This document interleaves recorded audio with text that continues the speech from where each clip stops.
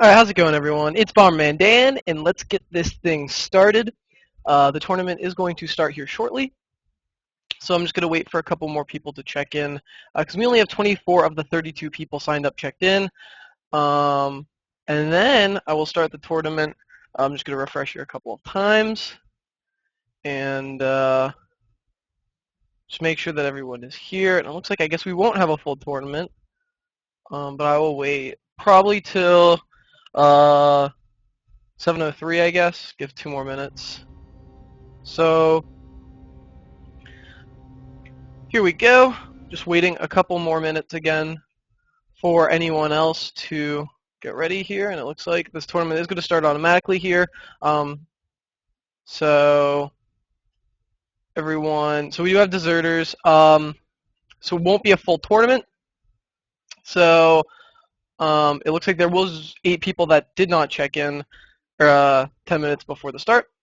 So everything is about to start here shortly. The bracket should be up soon, so get on Playhem to make sure that you know who you're playing against. And I guess this Playhem time is a little bit off of, I don't know, my time, so we'll see here shortly. First map is on Shakur's Plateau, the MLG version preferably. You shouldn't have trouble finding that. So just make sure you're there so there's no 3 cannon or 3 pylon wallins and whatnot. And there we go, the bracket is up, so you can check it out. Baba and a couple other people all got that first round bye. You can still start up your games first on Antigua Shipyard, but you do not have to play that best of 1 on Shakur's Plateau. So now I will get us back into here.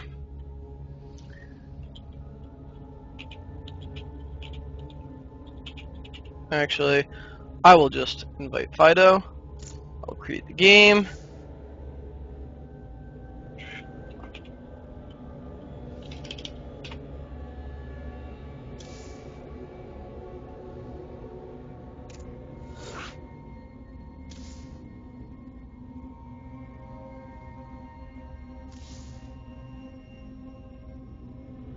There we go. And then let me just make sure I know who Fido is playing against. Fido, please tell me your name is Fido. Unless you got a buy. This is going to take forever. Come on. Unless Fido didn't check in. That's embarrassing. Oh no, Fido is playing YJack 44 first game, and it's actually on Antigua, so I'm sorry about that. Messed that up.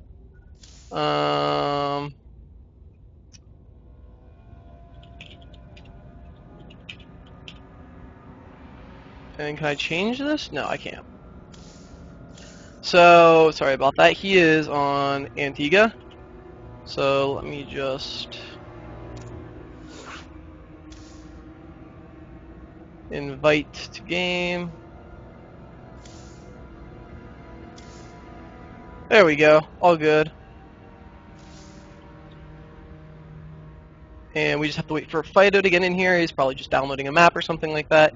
And then we'll get this rolling. I see YJack is in here. And once he's in, we'll get everything started.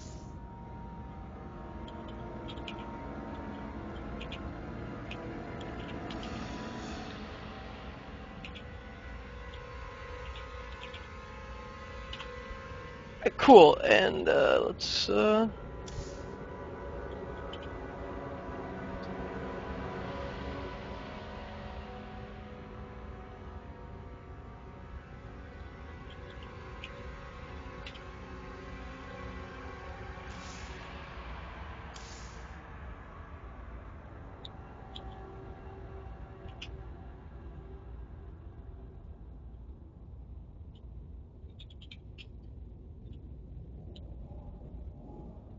alright, and alright. Let's get this thing going. So it looks like it will be a Protoss versus Zerg. I believe YJack was a random player, if I saw that correctly. I'm not sure if he was. But we did have a random player in this game. So, he was originally on random, so that's why I'm just saying that. Unless he likes to play random and custom games a lot. So we have Yjack versus Fido. Yjack our Protoss and Fido our Zerg. So this will be a PvZ on Antigua Shipyard. And it will be sort of interesting to see here. We have Fido spawning in the top right-hand position. And we have Yjack our Protoss spawning in the bottom left-hand position of the map. And of course that is cross spawns on MLG Antigua. So it is sort of a pretty far walk distance to one side of the map to the other. And Fido, good luck, have fun, Batman. Gotta love him. So we'll have to see if Yjack goes for, or what I like to check out in any best of one round of a tournament is to see what kind of cheese goes on. Of course, it is very unfortunate that there are best of ones in a tournament scenario, because you can get knocked out so easily, and it doesn't necessarily show your true skill if you get knocked out early or if you get ahead. So it is rather unfortunate there when you get knocked out or just playing best of one. So usually sometimes you see a lot of cheese. Yjack does have a pylon in his main, showing us that he might not be going for a Forge Fast Expand, or might be putting the second pylon down here for the Forge Fast Expand, just to stay a little safe. He's going for the 13 supply, any sort of tech building, so we'll see if it's a forge, if it's a gateway, so on and so forth. Fido, on the other hand, is going to get 14 drones at least, and we'll see if he goes with like a 14 spawning pool or 14 hatchery, and then go from there. So it doesn't look like there's going to be really any cheese from Fido as of yet. Yjack is going to go with the gateway, sort of kind of closing off the top of his ramp here, so he can maybe get a 4-gate going, or maybe just kind of get 2 gateways and then a fast expand or something of the sort. That way you have a little bit of an army. And with proper micro, you might be able to hold off quite a few lings if they come up. He is getting an assimilator here, so we do see he's going to be going for some sort of tech. He's not going to be expanding, I would say, right now, because he would just be saving up minerals to go for that forge and go for that nexus. But it looks like he's going to be going for some sort of tech build. And this gateway wall off might be able to help him sort of kind of keep any scouts from it going in here. But the Overlord can come down from the top through the backside and check that out. Fido, on the other hand, does get that hatchery going down at his natural, and it looks like he will be playing a sort of standard Zerg game.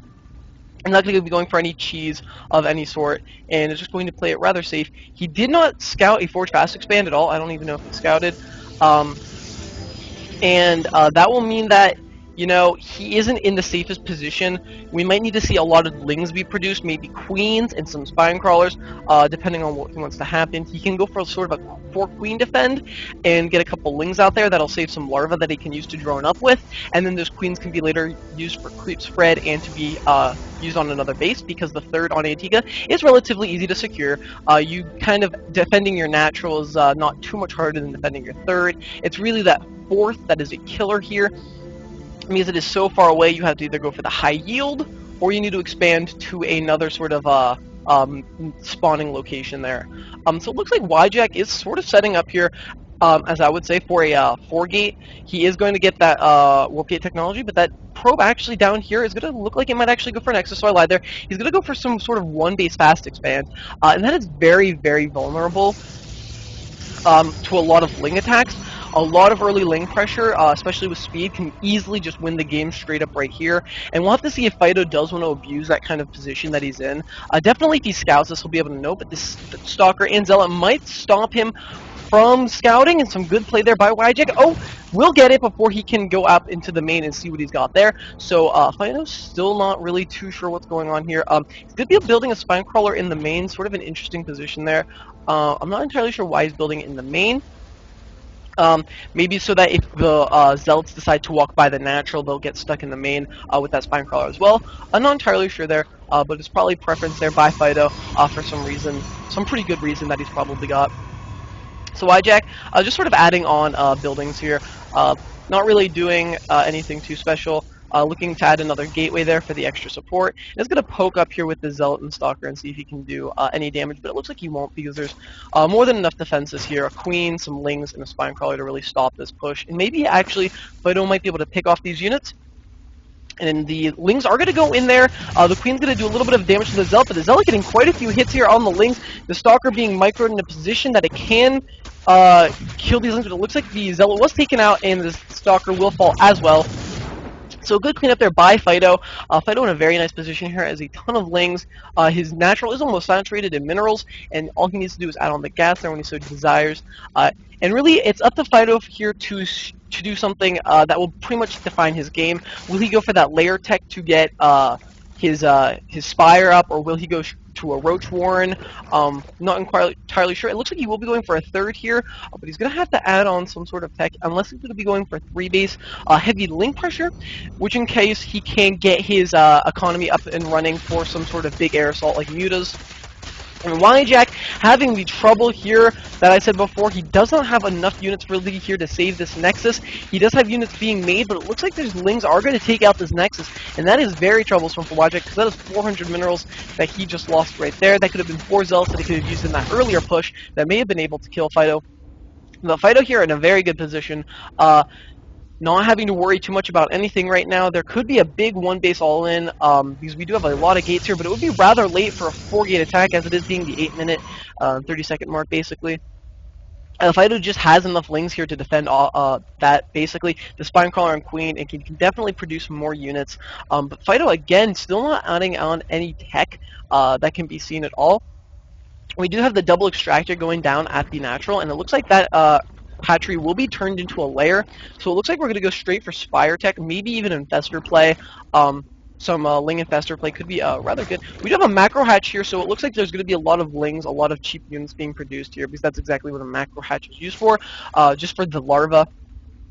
And so Fido just keeping his economy going, making just a good amount of Lings here to keep him defended. He has a Overlord that looks like it might be sniped. It looks like it's just going to get away with 8 health here, but seeing everything here, but actually it looks like it won't be, because Jack will not have any of that. We do have the Twilight Council here, but it looks like it might just be for upgrades, even though +1 is not done yet. So I'm not entirely sure why that is there. We could be seeing maybe some late DT play. But there's going to be a push here, and Fido is going to spot that with his Lings in the middle of the map. So Fido, knowing what is going to go on, and can actually take this out with these amount of Lings, and he's going to go for it. There is not enough Zealots here, and he's going to get a very nice round here. So Force Fields go down to prevent the Lings around, so very nice play there by Jack, but it does not look like it will be enough, and that will be cleaned up rather shortly. And Jack losing a lot here, and Fido just in a beautiful position on 3-base to the Protoss 1. And it looks like Fido might actually have this game going here. We do have a Roach Warren down here by Fido. Where is it? There's the Roach Warren here at the natural, so it looks like it will be some Roach play. And Fido just kept this nice bank going, so he can produce a lot of Roaches whenever he wants.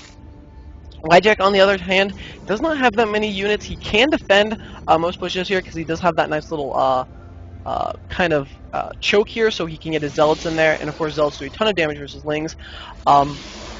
He is getting a Zealot charge, so he's going to know he's going to need these Zealots here to defeat these Lings, but Jack just staying on 1 base and being prevented from getting his natural, it just isn't looking like a good position for him. I just don't feel like, I don't like counting people out, as it might be fairly obvious that Fido has this game won. But Jack maybe might be able to pull some kind of comeback, maybe do a very good Warp Prism drop or something of the sort. So I'm going to try to keep Jack in this game, because he's still in this game, so he obviously feels like he has a fighting chance. So we should probably give him that chance to sort of show us that maybe he can do something in the position he is. But Fido just keeping his economy strong, has his 3 bases going up. He does have that Overseer on the way, which I really like. He probably knows that, he did see that, or he did not see the Zealot charge here, but he does see a lot of Zealots, so he might think that there is a lot of gas going to something else behind the scenes, and that could definitely be Dark Templars into Archon. And these Archons are so good against biological units that is a possibility. So we do have a Nidus here for Fido, sort of unseen a little bit. We don't have too much vision anywhere really in the base of Jack. We have these Lings here, and of course the Overlord here that can go behind somewhere and throw down the Nidus.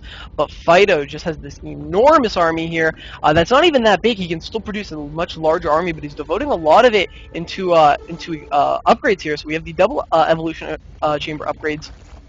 going down, and Fido just feeling like he's in a very good position. We do have an infestation pit on the way, and it's always interesting to see if the Zerg player will actually use it or just go straight to Hive Tech. We could see a Ling Roach into a Broodlord, or we could actually just see a Ling Roach Infestor, which is very good if you can land those fungals.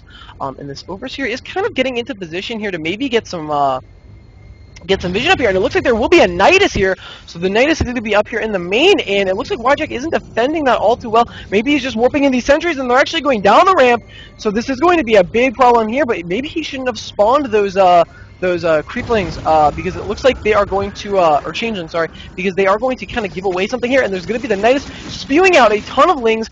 All of these units have to come back, which is going to leave his natural exposed, but it looks like Fido should have kind of had some lings in position to do with some damage there, because Nidus actually did a lot of damage to the main here, but there looks like there will be another Nidus down here, so there's going to be another spawn here, but it looks like it will be caught just in time here. And a very nice Ling follow-up here by Fido could have very much ended that game there, but kind of keeping his attention at these two Niduses definitely kind of prevented him from doing so. Fido, kind of in a very good position here, has a ton of Lings and has a ton of Roaches, and went for that Spire tech. I'm not entirely sure where that Spire was. There's the Spire.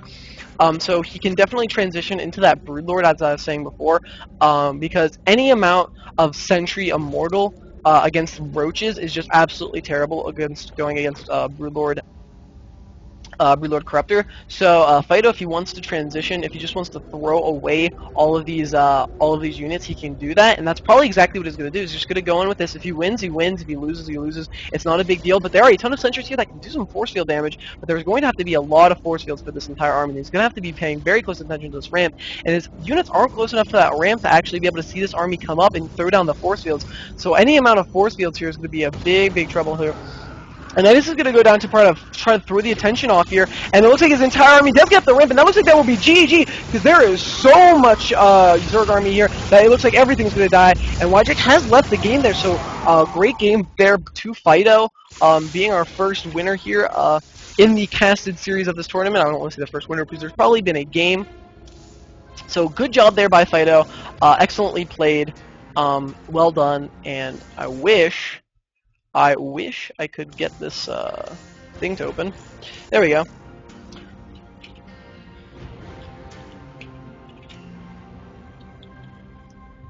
So great job there by all the players, or by Fido and Wajak. Good game there. And looks like... So yep, we're just going to wait for the second game to get rolling, or another game that I can cast. And it looks like Q wants me to cast his next game. So I will do that. I will oblige him. And going to the tournament page, let's refresh this and look at the bracket.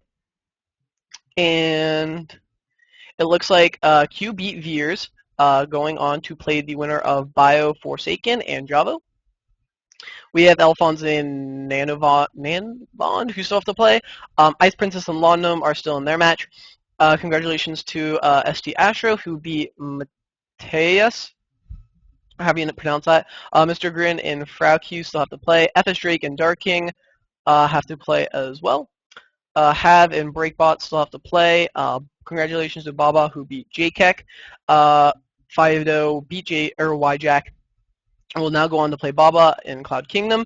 American Cheddar and Flashcry still have to play. And congratulations to Hawkinator, who beat FFA Malokium. So let's go with that. And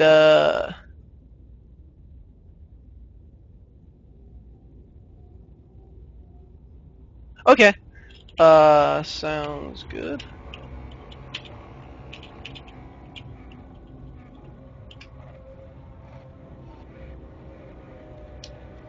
So it looks like I'm going to try to find a game that can be cast. Hopefully.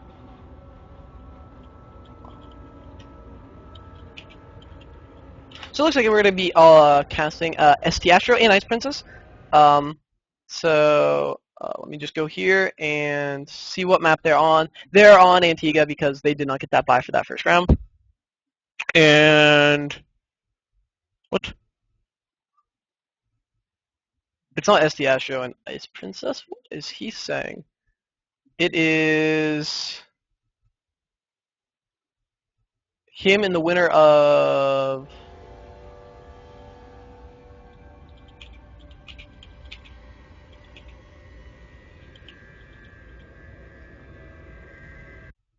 So let me just. Oh, don't want to do that. It will be ST Astro versus Mr. Grin or Frau Q.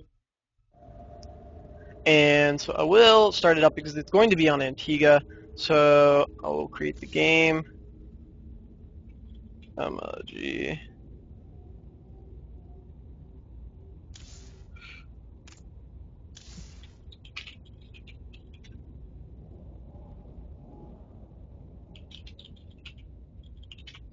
And I will just SD Astro just wants to be cast, so I'll invite him here.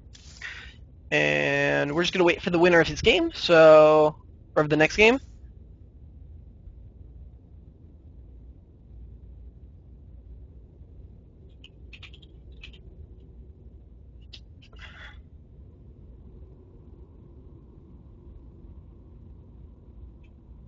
Oh, so now everyone's so confused. So Bioforsaken and Javo ever played. It is Val and Bioforsaken. So let's look this up. We're gonna look for Val.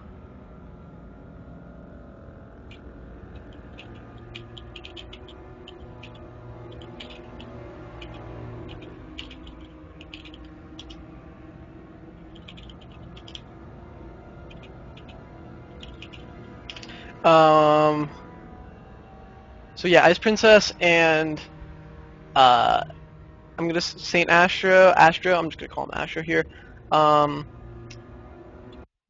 Are not playing each other, so the confusion has been put aside. It will be Alphonse versus Ice Princess, and that. Um, actually,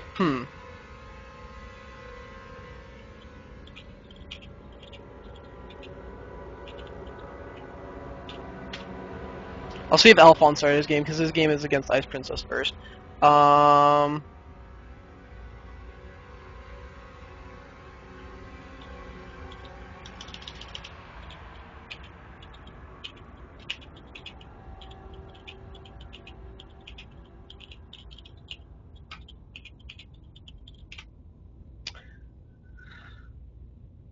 So, um,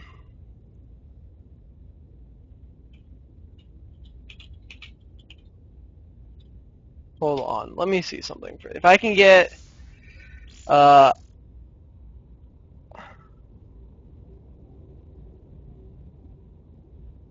it's on Antigua,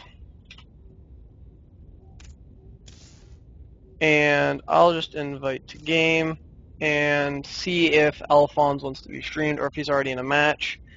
Yeah, Cloud Kingdom is the match after Antigua, I'm pretty sure.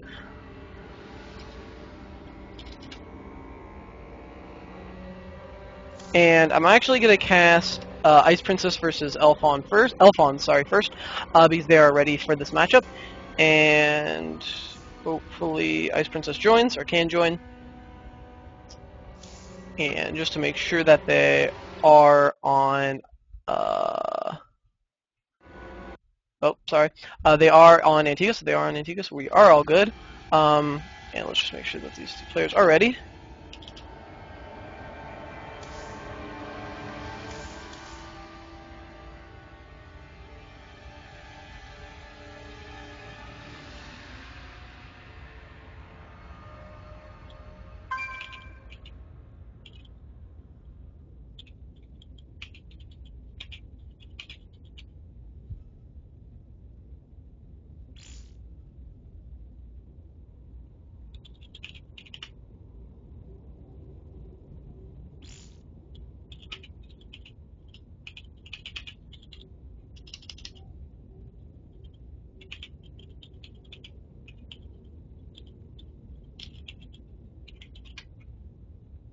Alright.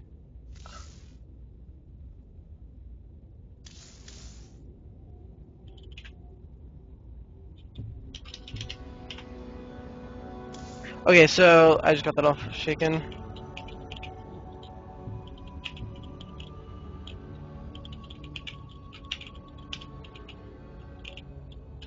Alright, so let's get this thing started. Alright, cool. Sorry about the wait. And let's get this thing started.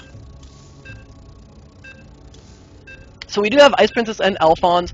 It looks like it's going to be a TVT unless one of them screwed up their matchmaking. So it's going to be a PvP on Antigua, or sorry, TVT on Antigua, my bad, between the two. So we have Alphonse spawning in the top left-hand spawn of Antigua, and Ice Princess, our pink Terran, of course, spawning in the bottom right-hand corner of Antigua. And again, this is going to be cross spawns because it is the MLG version. So we'll have to see what is in store for us today between this Terran versus Terran matchup. Excuse me if my casting is not too amazing here, because Terran is my weakest race of all the three, so I'm not entirely sure how everything is played out, so I might discover a couple things with you, and let me just check out the stream. The stream is going great, I hope. Hopefully nothing is lagging or the frames are dropping too badly. That is unbearable. So it looks like Alphonse is going to, of course, throw down his first supply depot behind his mineral line, and Ice Princess as well is going to throw down her supply depot in her mineral line. Because, again, in a TVT situation, you don't really have to worry about those lings getting into your base. You don't have to worry about that wall off too much, because if something is getting into your base that you cannot beat, the game is basically over already. Rather than, you can hold off 10 lings with 2 marines as long as you got that wall up, and you can maybe pull an SCV for a repair. So it's that kind of situation where in TVT it's like, well, the game is kind of completely different because, again, it's a mirror matchup, so you always have to make sure that you're always in the right position there. You always have the best unit composition you can have, the best micro you have, because you don't have that kind of trait that you normally would, where, say, Protoss versus Zerg, you can get that early air up, and if the Zerg isn't ready for it or hasn't been able to scout it, they don't have that evolution chamber to make the spore crawlers, or they don't have that layer tech, and you kind of already have that kind of passive ability to kind of beat Zerg with air early game. And in TVT or any mirror matchup, it's like, well, it really just comes down to the player who has that best matchup.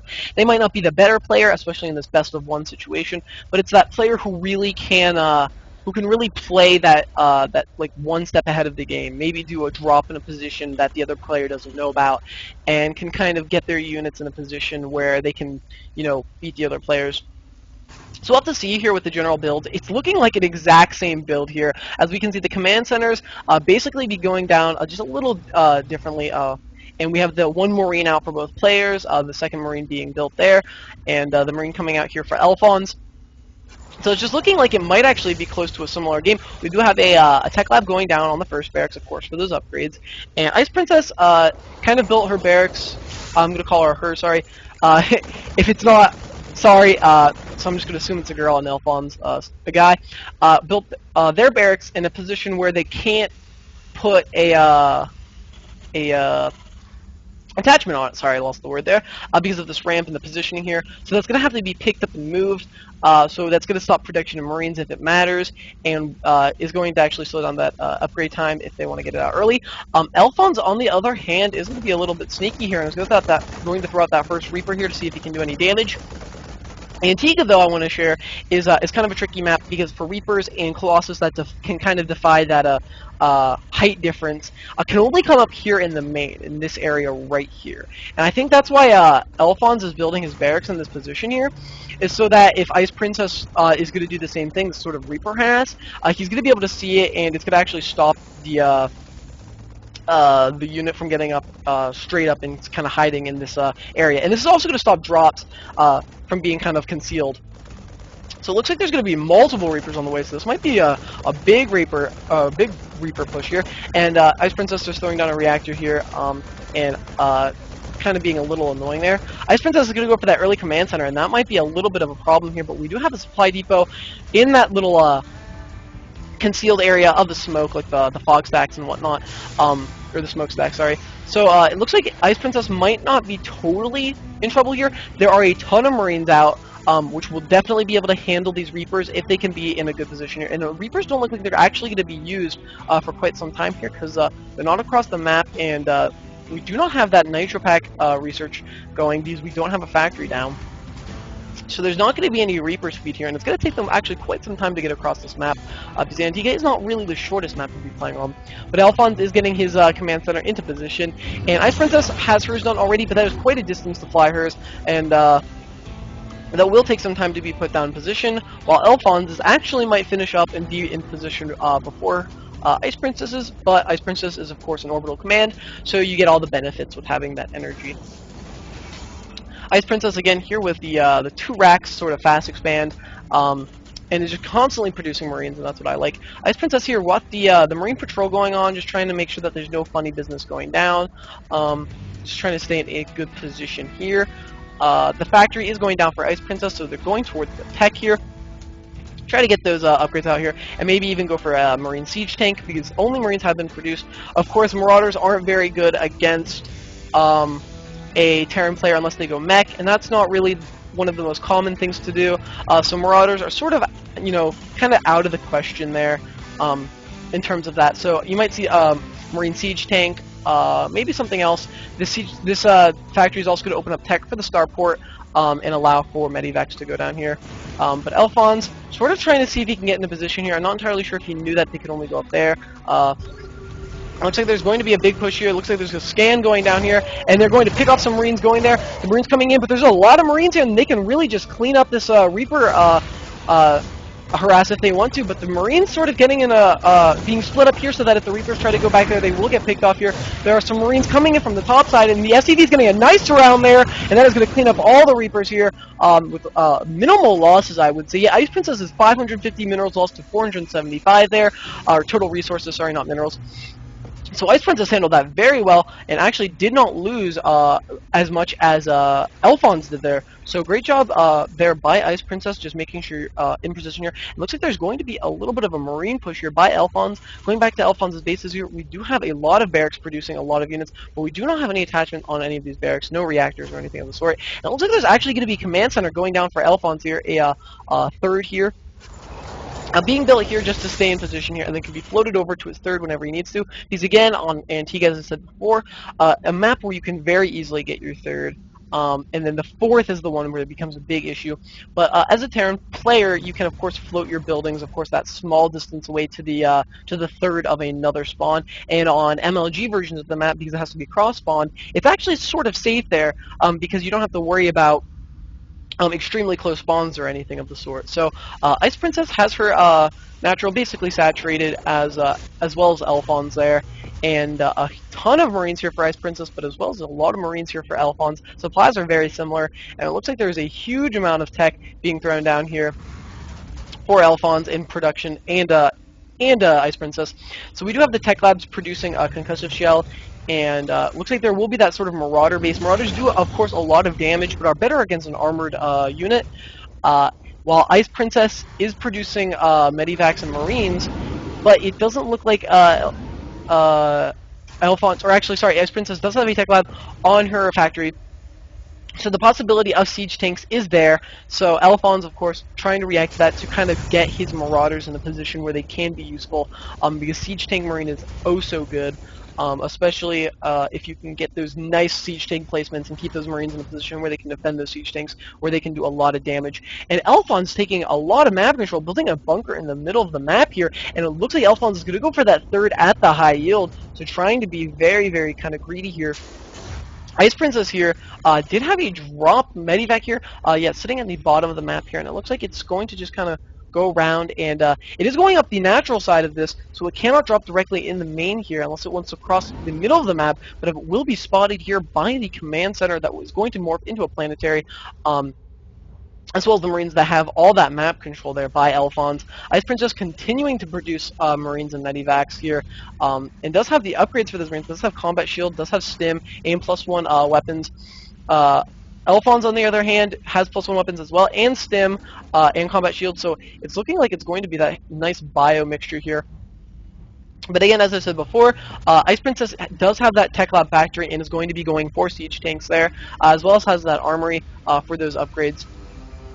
And it looks like Alphonse is doing the same here. Missed that. So the siege tank, and it looks like it's going to be Marine siege tank from here. But the Marauders, though taking additional damage from the siege tanks, are going to be able to do a ton of damage to them and have, of course, more health, a lot more health, 125 opposed to 55. So basically, like, 2.5 Marines there. If my math was correct, a little less, but. Anyhow, especially with that combat shield. So we do have that bunker here, and it's in a good position because, of course, if Alphonse can keep control of this tower and can make sure that his Marines are in a position that they can defend the top of this mineral line, which is very exposed, he'll be in a good position here. But Ice Princess getting into position here. If she can do a drop into the main here, but there is quite a few defenses here, then it could get Alphonse's units out of position here and could take out that expansion.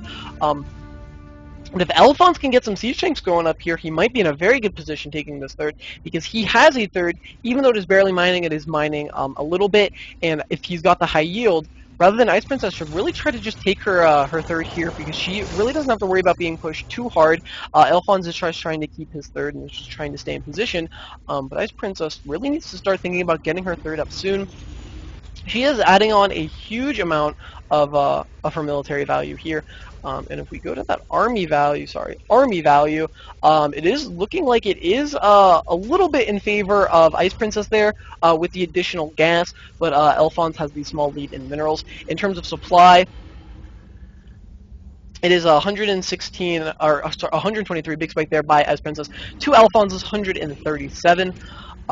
But Alphonse just taking this map control, just making sure he needs a good position here, which will set him up very well with those siege tanks when he gets them. So the siege tank will be able to take the middle of the map very nicely, and is going to prevent kind of any expansion out here. We have the Marine over here and the Marine over here, so very nice play by Alphonse, just making sure that he has his Marines in a position there. And there was a drop here that almost took out the armory, but didn't do actually quite that much and was taken out there by Ice Princess. So a nice little win there by Ice Princess, making sure that she was on top of everything. And a big surge of siege tanks here for Ice Princess. But as I was saying before, these Marines just making sure that nothing gets by. There's no big flank, and is going to know about it. Anyhow, so very nicely there. And this this tower is just out of position here. And it looks like there's going to be a big push here by Ice Princess. It looks like there's going to be a little bit of a split here. The siege tanks go down into a siege mode. The scan up on the high ground. There's going to be a siege, or a stim going up, and it takes out the siege tank. And Ice Princess is going to fall back, trying to lure Alphonse into the siege tank shots. And quite a few of them go off there. But Alphonse does, of course, have this high ground. Needs to turn, or the siege tank is in siege mode, so it's going to be doing a lot of damage here. But there are 3 siege tanks down here, and it could be doing a lot. This Marine is going to see the flank here there, so a good placement there by that Marine. And they're actually not going to even take out the Marine. There's a huge stim down there while the siege tanks aren't even sieged up, and the siege tanks are going to get sieged into the position here. And it looks like Ice Princess is going to come out a little bit on top here. The bunker is at the top of the ramp, though, and it's going to be doing a lot of damage to these units. But it looks like Ice Princess has this done, just needs to take out that bunker, and we'll be in a pretty good position here. But Alphonse still not dying. Has a pretty good reinforcement of units, but this is a planetary fortress here, so if Ice Princess decides to try to take that out, the siege tanks are the only thing that will be able to do that. Alphonse, though, did lose quite a bit there, but is still not out of that game because that planetary is still mining, and he does have a third. So as long as production can get up and his units can get into position, he should try to clean this up. And if he can clean this up, he won't be in the worst position here. It looks like the siege tanks is in the units are going to get the high ground advantage. Are going to try to take out those SCVs. The siege tank down the bottom does siege up, but it looks like Alphonse is trying to push up here, and it looks like he might be able to do it. He's going to fall back here because the siege tank at the high ground is sieged up there for Ice Princess that can still shelling this planetary fortress as well. The SCVs were completely pulled, but some of them look like they might be here to repair that. Alphonse needs to try to get a lot of units out fast and try to see if he can just try to take this out. Maybe even do a drop in the main there to try to keep Ice Princess, on her toes. Try to get these units out of position here, or maybe even just do some crucial damage. It looks like there's going to be a push forward here. The siege tanks do on siege, and this could be a big deal, but very good placement there by Alphonse, just making sure that siege tank is not in range. And it looks like if Alphonse decides to push up and get some vision up here, he could get these siege tanks to do a lot of damage here. But Ice Princess continuing to shell this base, minerals being used to repair that planetary fortress, and Alphonse and Ice Princess sort of at a standstill here in that sort of TVT here. It looks like Alphonse is going to try to land a base over here to try to get a 4th up and running because this 3rd isn't really mining all that much. Ice Princess deciding to take a 3rd over here, not the closest, but as I said before, was able to float that base over to the left side. And there was a stim forward there to see if they can take out any siege tanks, and it looks like no siege tanks will be taken out there. And stim forward there by Alphonse, but it looks like a big stim back because there's not going to go in. A big stim forward there's going to take out 2 siege tanks, and Alphonse looking like he may have overextended himself a little. But Ice Princess going to start doing a lot of damage, but a huge Bioforce here for Alphonse. Looks like it might be able to go up this ramp. And then there we go, we have a pincer move going up the other side of the ramp, doing a lot of damage here. And it looks like Alphonse is going to clean this up very nicely, taking out Medivacs, and Alphonse doing a ton of damage there, retaking map control, and finds himself in a very good position, being on 4 base, basically fully mining at his 4th there, and has the high yield perfectly secure with a lot of mules. Alphonse showing us that kind of losing map control there and losing for a small amount of time, it was able to come back. Ice Princess making sure to get up that 3rd was very crucial, and she got that up here soon. Can always take the expansion here, but is a little bit exposed to this army here. But a big push forward by that army could be a little suicidal. So Ice Princess still able to get her 4th up, but does not have that much of an army.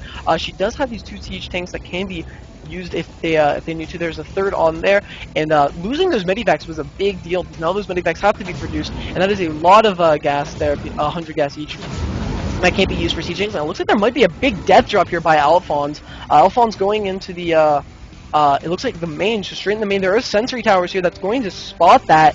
But I don't know if Ice Princess is going to retaliate quick enough, not being too minimap aware, and then all of a sudden seeing all this. If the siege tanks can siege up and get into a good position, this might be a lot of trouble here for Ice Princess, but this one medivac does have to drop here before it gets taken out here.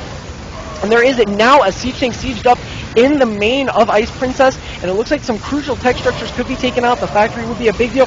A big stim forward there by Alphonse, but not doing all that much damage. Some nice splits there, kind of making sure that the siege tank fire is not doing as much damage as it needs to do.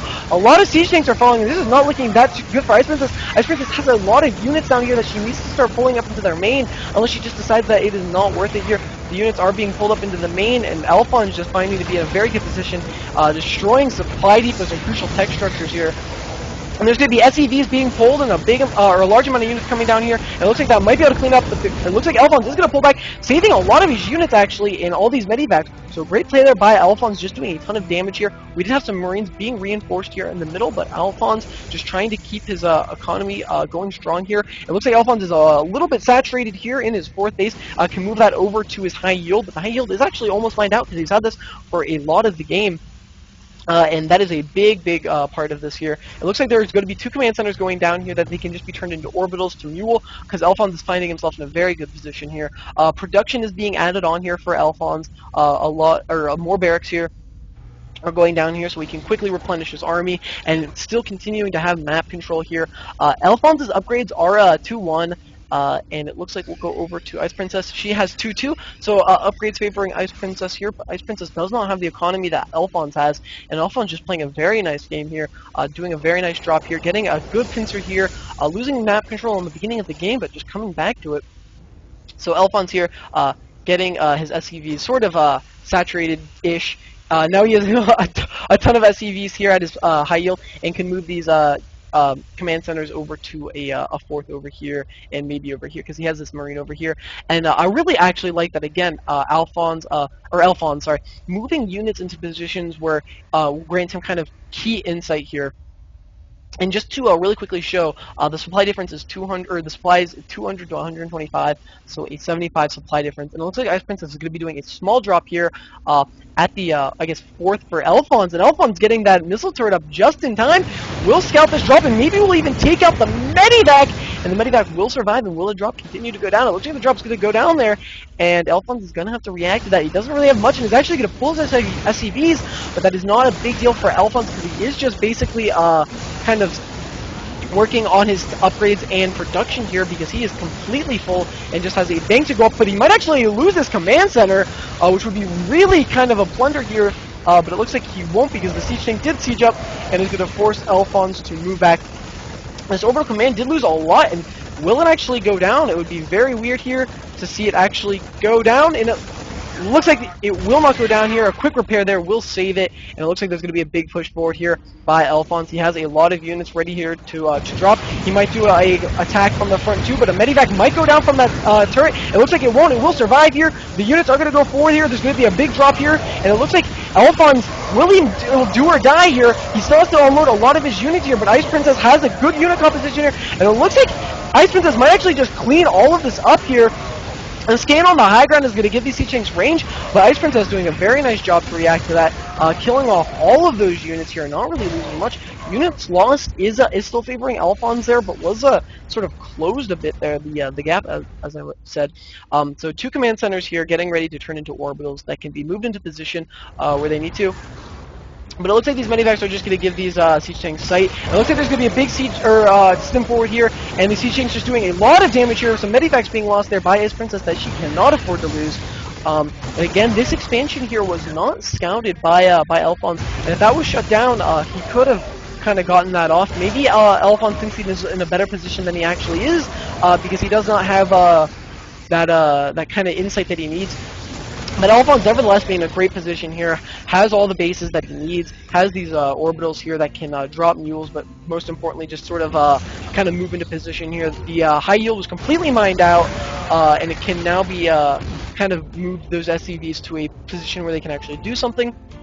And Alphonse just being ever so relentless with his big push forward here of these Siege Tanks.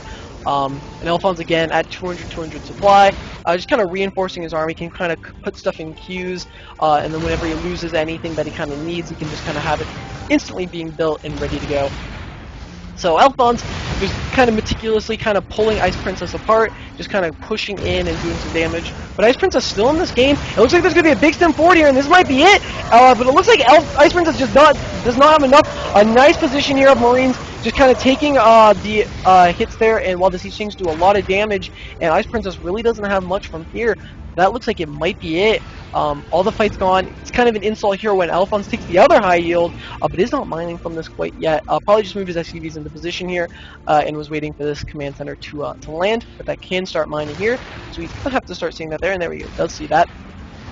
So Alphonse, just in a very good position here. Again, doing drops in the main. Doesn't have to worry about anything too much. Takes out a siege tank, and is just doing a ton of damage here. Ice Princess just moving her units everywhere, but these siege tanks just pulling apart the top half of his base, and it really just couldn't do much at all. So Alphonse basically has this game won, just doing a lot. Looking at the base of Alphonse, we see a ton of Ghost Academies, just a ton of everything, any production facility that he'll ever need, because he basically has the bank to do it. A ton of gas there, so some nukes could be used, and Ghost, of course, being gas heavy, can be used, as well as Ravens. Why not? We do have a fusion core going down, so it looks like there could be battle cruisers on the way to do a lot of damage there. But Alphonse, finding himself in a pretty good position. Ice Princess just kind of staying alive here, but if these SCVs do get caught, it could be all over here. The SCV is out of position here. It looks like all those SCVs are going to die, so rather unfortunate there for Ice Princess. Though Ice Princess does have the expansion over here and might be able to take a fourth if Alphonse does not see it. There can't be any transfer of workers there. It can be transfer of workers from this third to a fourth here, but that'll be it. There was a scan here, so it looks like that will be taken out rather shortly, and that could be it for Ice Princess, because it just does not look like she has the economy to be able to deal with this huge army. Though she has been doing rather well here, but she is completely mined out of her natural, and is just not really being able to produce all that much. And Alphonse just getting Ghost Battle Cruiser, so you've got to love it.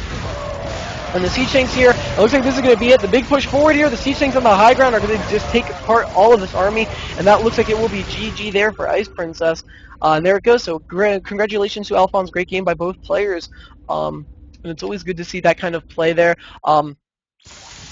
Alphonse coming ahead on that TVT, and there we go. So it looks like it was BioForsaken versus Q, and thank you, BioForsaken. So congratulations to both players. Great game by players. Congratulations to Alphonse. It looks like I have an invite there. So thank you there for Q and BioForsaken. Looks like I will be casting that game. there we go. So I'm a referee. So yeah, great game to Alphonse, and let's get this started with a ZVP. It looks like.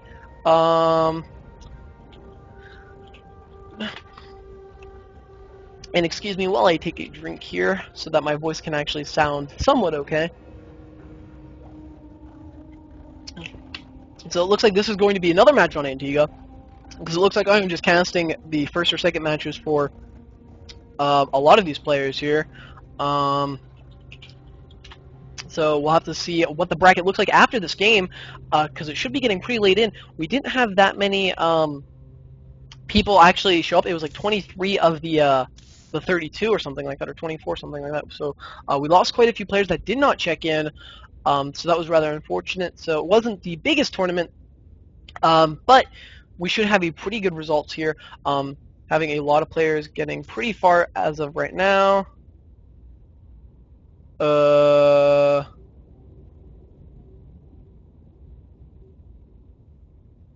Okay, so we're just not going to look at that. And Bioforsaken must have taken a small break there. I guess, but he was in the game, so I'll chat him and ask.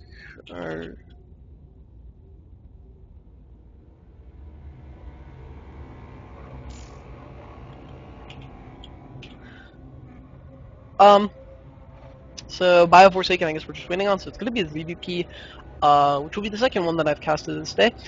On Antigua, of course, we'll have to see what kind of play goes at that.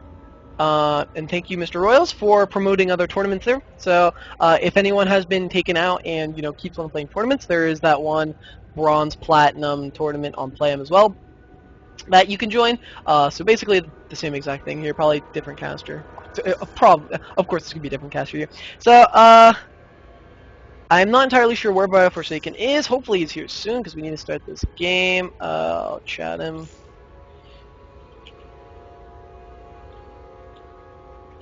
And I guess in the meantime, let's go over the bracket. Oh, we have a message in the tournament. Alright. So we have Bioforsaken versus Q on the Antigua, and it looks like this might be the last matchup for Antigua Shipyard. So it looks like there's been quite a few other players getting pretty far. So of course, Alphonse beat Ice Princess on Cloud Kingdom. We just saw that. Congratulations to FroQ, who beat Astro. Moving on to Cloud Kingdom versus Dark King, and it looks like that match is going on right now. Congratulations to Fido on beating Baba, moving on to the best of 3 Metropolis. Going on to play Hawkinator, so congratulations to Hawkinator making it into the semifinals, beating American Cheddar there. So poor FroQ are Darking, sorry, who have to go on to wait for the game between Bioforsaken and Q, then the one between Alphonse, and then that. So it looks like there might be a small amount of time that Fido and Hawkinator are going to have to wait to get on to their best of 5 finals match. So going back into the game. Oh. What?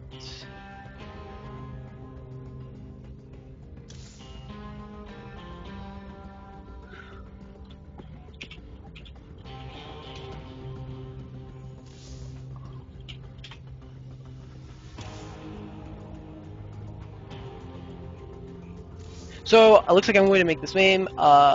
Let's create the game. Of course on Antigua, because have I casted any other map yet? I don't think today. So looks like we're gonna get this thing rolling. Try to get this match going as soon as possible.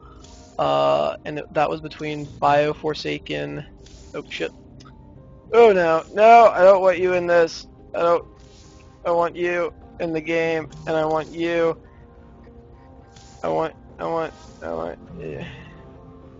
want you. Alright, there we go. Hopefully everything is good now. Okay.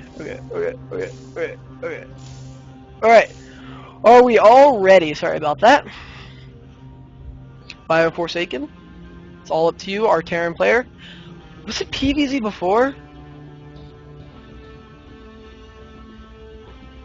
Okay, there we go.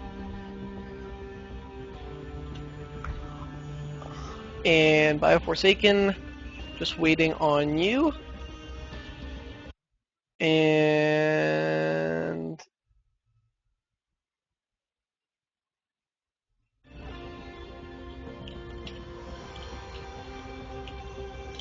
oh, I screwed that up. I screwed that up hardcore. There we go. All right, let's get this thing started. Set the game.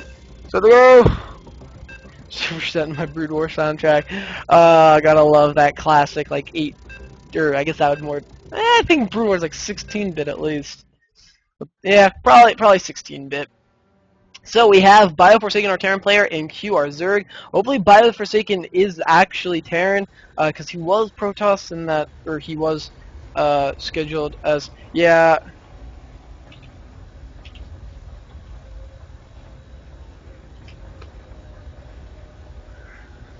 Alright, okay, here we go.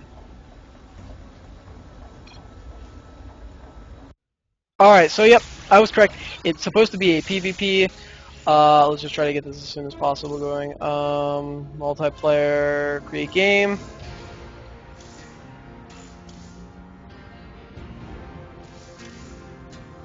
Okay, so. Okay. So, Q, you are not going to get out of that to be your cast.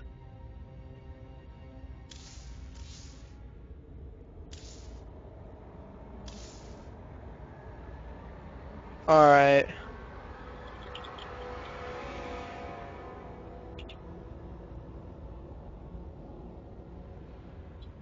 Alright, let's just go, let's go. I'm not gonna ask if they're ready. Shout out to Allcat, yeah! Good luck, have fun, that guy, whoever he is. So, it is going to be a PvZ, like I originally thought it was going to be. I am so sorry for anyone who's actually watching. Actually, let's see if anyone is. Let's see. Oh, hello all you viewers.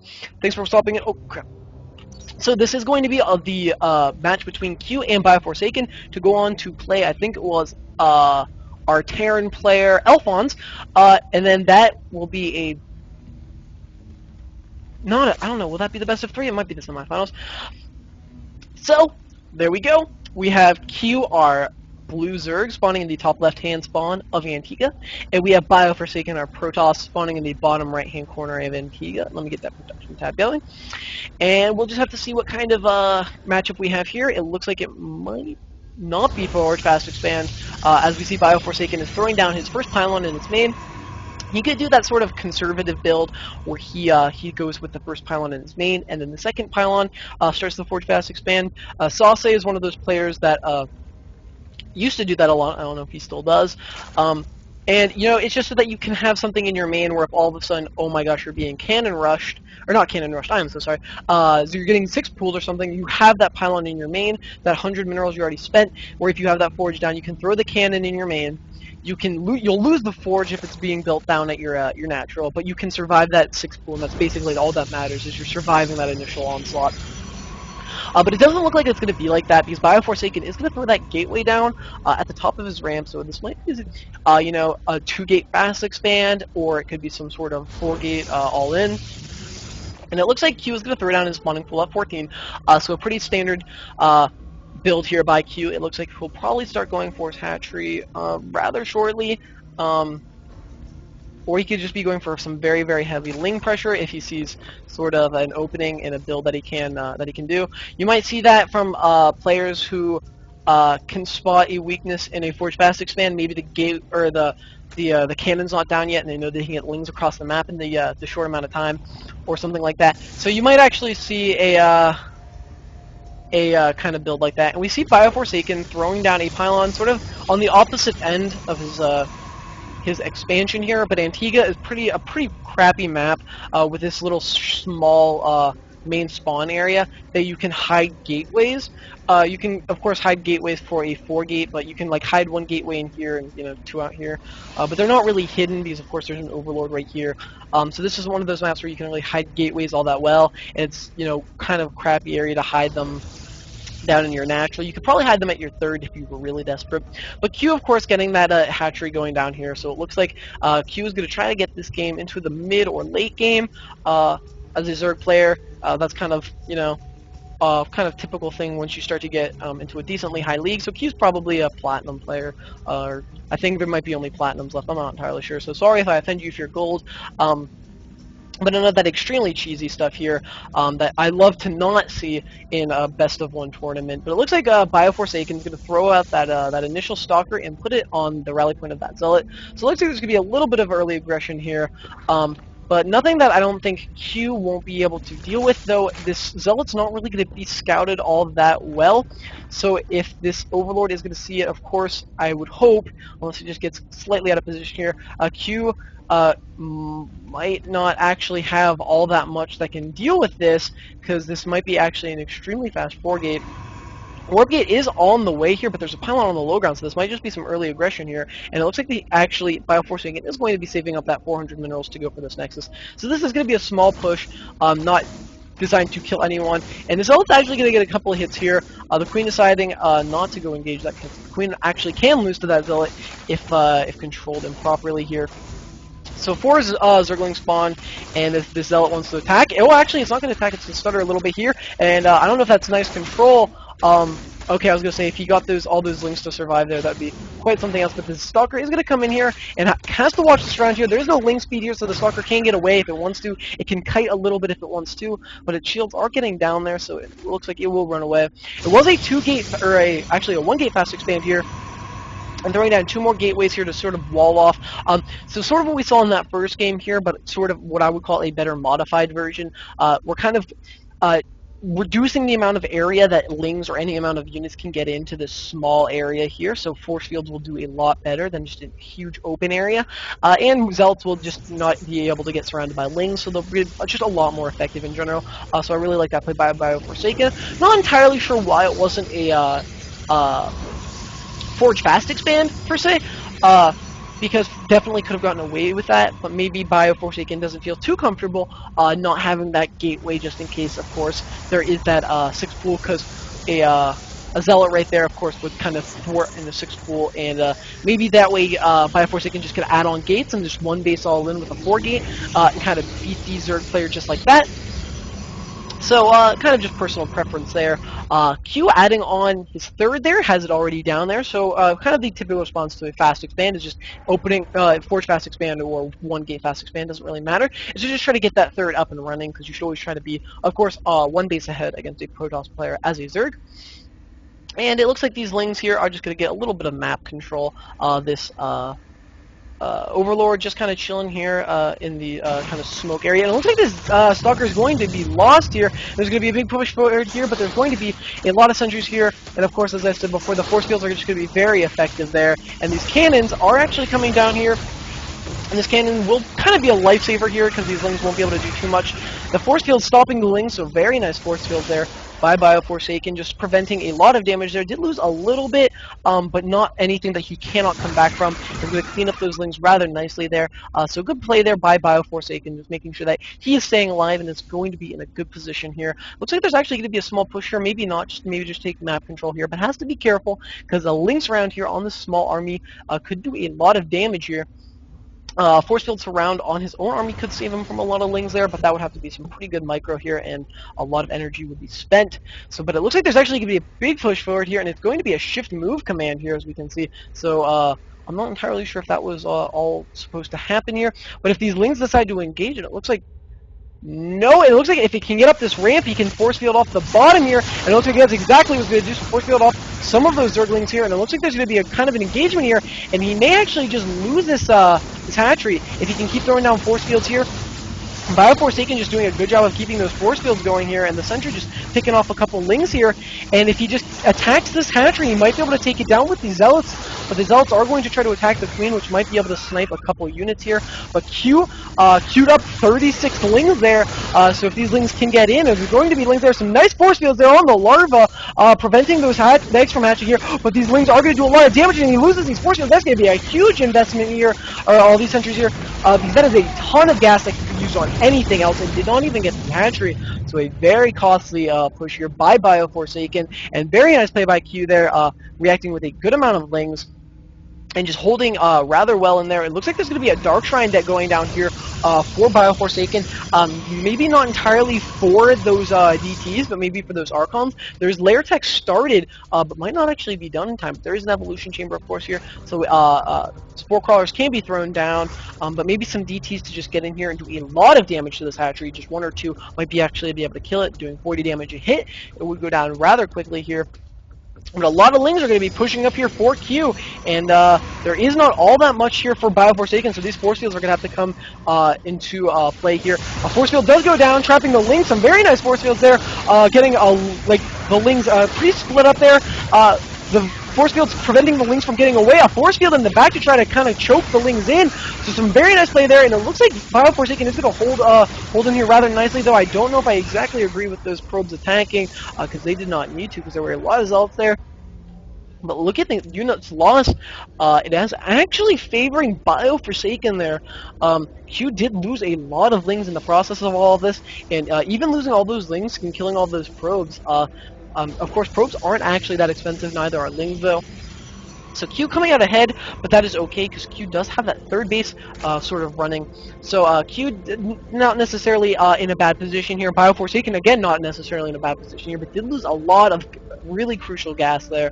And that was a kind of big blunder, I would say, because that is gas you cannot lose with Protoss, because the Protoss race is made up, of course, of gas. And in Q, deciding to go with Roach, and it looks like there was Dark Templars did do exactly what I said they did. They went in for the weakened hatchery and killed it. So it looks like there's Spore Crawlers going down here, but the Dark Templars, if they can go in here and kill them, they'll be in a good position here. He does have Lair Tech here, so he can warp in an Overseer. There is an Overseer here, but there looks like there's DTs in the main, doing a lot of damage. There's DTs over here, but it looks like the Spore Crawler does go down. One of the DTs does get sniped here. There's still DTs getting killed here, but it looks like the DTs will be cleaned up here. But it looks like workers killed here is greatly favoring Bioforsaken, killing 14 workers and 99 total units to 15 of Qs. So good play there by Bioforsaken and killing off this third, evening up the game here. So losing all those sentries and coming back with those DTs were very, very crucial here. Very much like what Q's doing here, or sorry, Bioforsaken is actually walling off a segment of the this like choke here, and it's walling off half of the other one. So really, these roaches can only come through one area and have to be forced to sort of come in that area. And they can be force fielded just like that and killed. So it looks like Q is going to actually sort of go for maybe an all-in here. Bioforsaken may be able to hold it off. Some nice force fields going down there. Not able to trap anything, but not overused. Only 3 force fields being thrown down there. So Bioforsaken, again, sort of getting in a good position here. He has a DT on the outside here that can be used to do a lot of damage here. But there's an Overseer with his army, and that will be sniped off. And it looks like there's going to be a big push forward here, and if some nice force fields go down, he could trap some units, but the force fields were not good enough and did not trap anything. But Bioforsaken does have this Nexus down here that is ready to mine, and it looks like Q is just continuing to produce units, but he's getting that third up and running, so just trying to keep pressure while Q does get his third going. And maybe we'll actually have to try to go for a fourth as well, but it looks like he's going to try to get in position here. Maybe some force fields could go down and trap this army, but again, too late, and it looks like Q is going to get out a little bit unharmed there. And there are a lot of roaches here. We do see an Immortal Archon Stalker Zealot army, so a good composition here for Bioforsaken. Is able to deal with those Lings, with the Archons, and those Zealots. The Immortals doing a ton of damage to the roaches as well as the Stalkers. The force field from the sentries here. So Bioforsaken got a nice little army here. Also is a very close supply differential to Q, so is in a very good position. And Q just kind of needs to start getting his economy up and running. It's going to go for that Spire. A lot of mutas could be some trouble to this army, and especially Broodlord. Broodlords would be doing a ton of damage as well, basically rendering the Zealots and Immortals useless, and there are not a lot of Stalkers or Archons there to do a lot of damage to air. So mutas and Broodlords are definitely an option, but Q does not have that much of a bank because he did produce so many roaches. So maybe just some Mutalisks to do some harass, maybe just a couple Broodlords to kind of assist these roaches, because Broodlords are just so good, especially if you have nothing to deal with it, and especially if you have some small amount of army underneath that can really just kind of take fire away from them and just do a lot of damage. So Q has a big army out here, but Bioforsaken still in a good position. I like the Archon placement, are able to take a ton of damage here and do a lot of damage as well. So Q just continuing to kind of get in position here. There's going to be an infestation hit going down, so that is going to lead to, of course, Hive Tech or Infestor play. If either one of them could be a choice, but it looks like it will be Hive Tech, because we do have Mutas on the way, so it looks like Air is going to be a choice here. So there's going to be a couple Mutas here to do a little bit of harassment, and that is, of course, going to put Bioforsaken on his toes. We do have a pylon going down sort of in the back here, but that's not intentional for the cannons. There are two cannons here in the natural here for Bioforsaken, but they're not in a good position to save all of the mineral line, and there's no cannons at the third. So Bioforsaken not really in a muta-proof environment here. And is going to have a little bit of trouble here dealing with this because he is still producing immortals for all of these roaches, but he does have a good amount of stalkers here, but these stalkers aren't going to be the most mobile. They do have blink, but again, across 3 bases, and there's not that many stalkers. A lot of mutas could be some trouble here for Bioforsaken.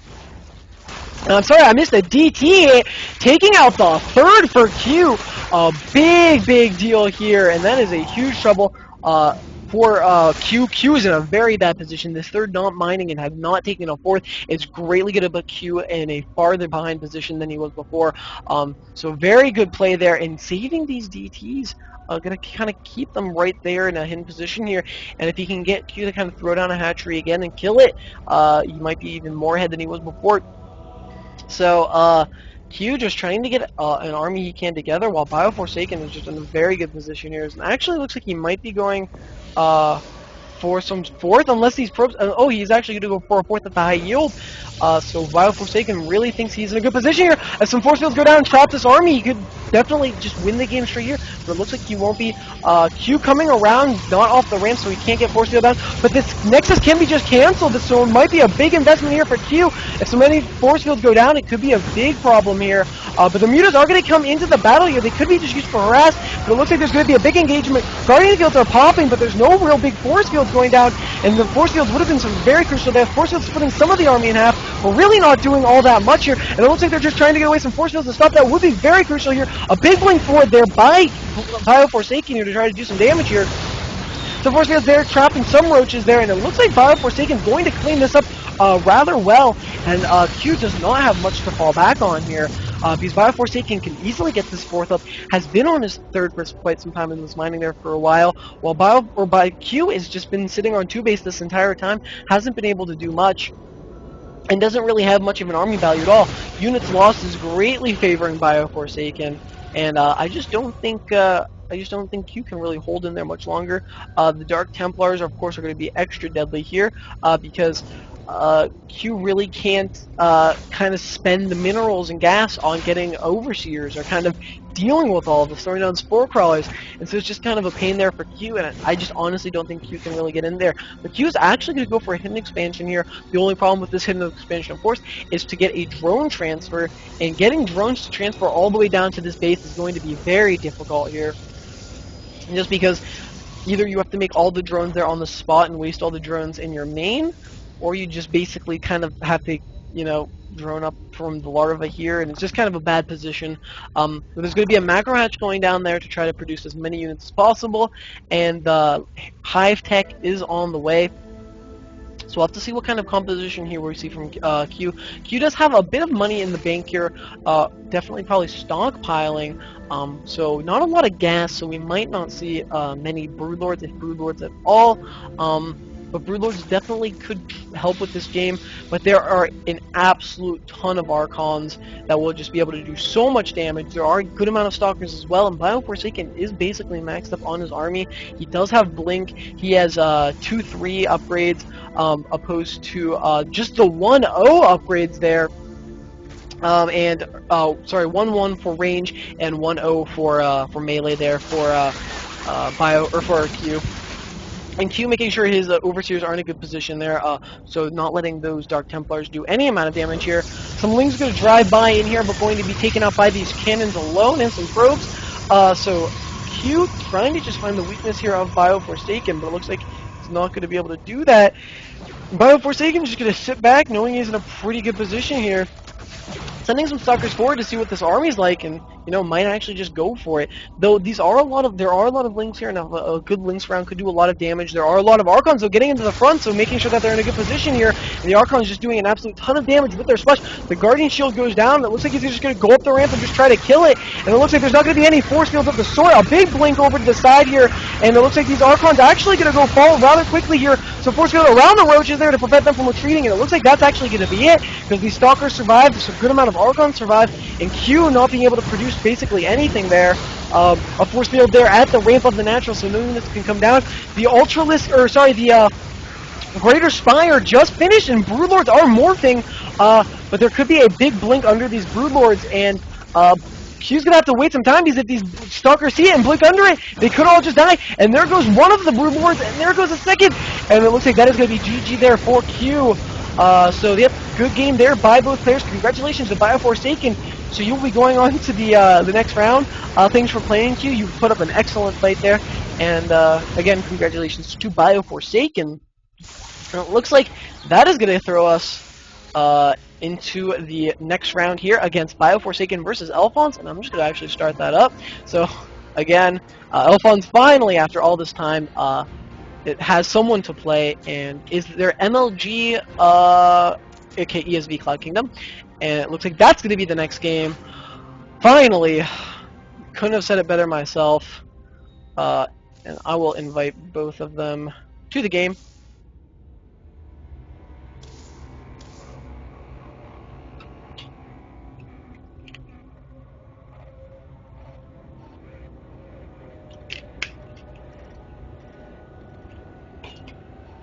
Excellent. And as far as I know, this is the matchup, of course. Yep, on Cloud Kingdom. And FroQ is just waiting for Alphonse to play this match. And Fido and Hawkinator still have to battle out in the semifinals to see who will go on to play the final match of the night. So Fido, it looks like, is he up one? So it looks like Fido is actually up one against Hawkinator. If you have been updating them as you go along. And it looks like BioForsaken just uploaded his match, and go to the viewers, so we still have some viewers here. Alright.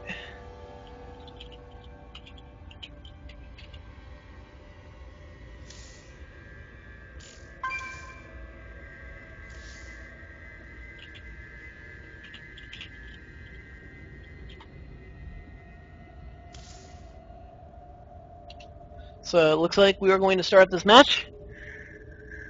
And BioForsaken is ready, so we're just going to be waiting on Alphonse here for a short amount of time. And Alphonse is ready, so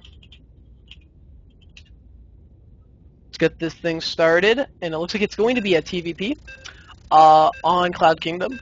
So shout out to Team Bios and Alcan. Good luck, man. Good luck. So it's going to be, of course, a TVP, as I said before. Try not to be too redundant. And I think this will be the first TVP I have casted tonight. So we do have BioForsaken spawning in the top right-hand spawn of Cloud Kingdom. And we have Alphonse R. Terran spawning in the bottom left.